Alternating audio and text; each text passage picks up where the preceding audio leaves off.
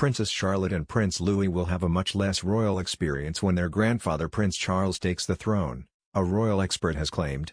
While the Duke and Duchess of Cambridge's eldest son Prince George, 7, is destined to one day be king, his younger siblings are highly unlikely to ever be called upon, unless he quit his duties or tragedy struck. And according to Ingrid Seward, author of Prince Philip Revealed, Prince Charles' plans for a slimmed-down monarchy will see Charlotte, 6, and Louis, 3, have even more freedom and little involvement in the royal family, after he learned from the mistakes he made with Prince Harry, 36. The full details of Charles' plan to limit the number of royals have never been revealed, but it has been speculated that only heirs to the throne and their immediate families will receive full titles, financial support from the public purse through the sovereign grant and police protection funded by the taxpayer. Ingrid told Newsweek, "It is quite possible that Princess Charlotte and Prince Louis are not even going to be involved very much. When they're growing up, their grandfather will be on the throne for a bit and has talked about this slimmed-down monarchy. I think they will have to be given more freedom." She added that Charles, 72, is right in the firing line with Prince Harry, 36, and can see the mistakes he made. Harry just did what he wanted basically. So did William up to a point, but I think that Charlotte and Louis will have a very much less royal existence, Ingrid went on. The royal experts suggested nothing much will change until the Queen, 95, passes away, at which point the throne will go to her eldest son. The existing rules for royal titles were established in letters patent dated November 20, 1917. In these, King George V, the Queen's grandfather, allowed the title of Prince and Princess to be given to the children of the sovereign, the children of the sovereign's sons and the eldest living son of the eldest son of the Prince of Wales, in this case, Prince George.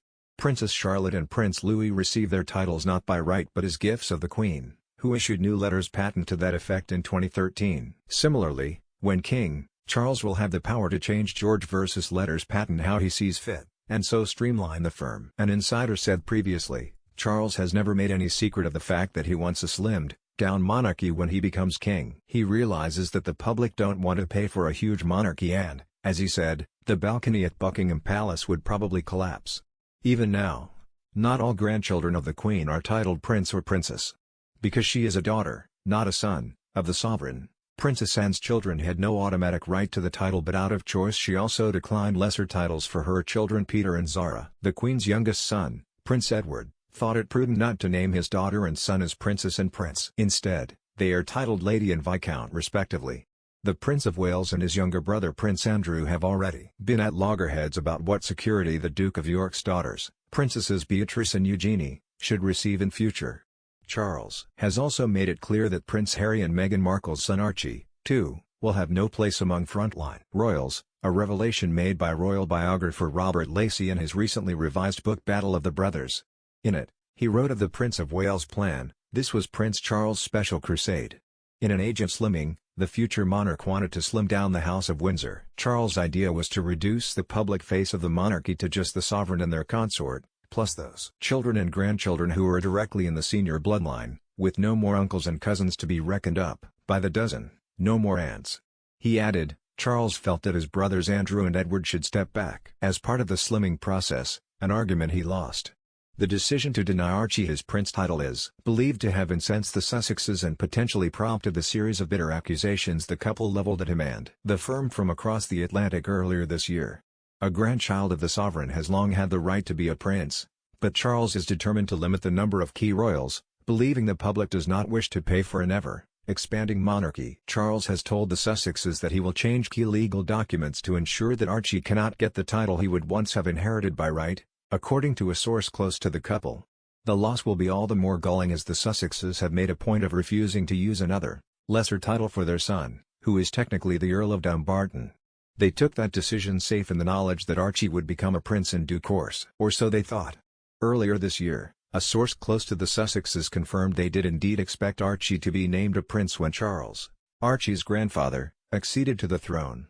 Their spokesman at the time was even instructed to remind journalists of that fact. The Sussexes finally learned that would not be the case just before sitting down with Oprah Winfrey for their first bombshell interview in March. Insiders suggested the issue was still raw at the time of the recording, which might help account for the devastating criticisms they unleashed on the show. including the damaging implication that an unnamed senior member of the royal family had referred to Archie in a racist way. It also threw a spotlight on one section of the interview which had raised eyebrows at the time.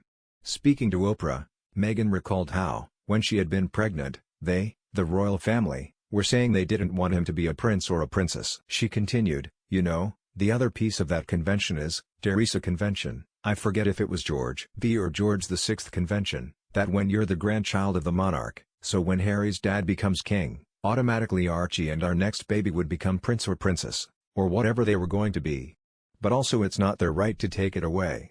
This puzzled royal watchers, who reminded the Sussexes they had very publicly declared that they didn't want a title for their son, who would be known as Archie Harrison Mountbatten, Windsor. Some pointed out that a son of Prince Harry's, a great-grandchild of the Queen, had no automatic right to be titled a prince, or receive a security allowance. But that was to ignore the real drama taking place behind the scenes. Because Meghan was actually referring to the secret news that Archie would never become a prince, not even when Charles was king. A source said, "This is what nobody realized from the interview. The real thing was that Charles was going to take active steps to strip Archie of his ultimate birthright,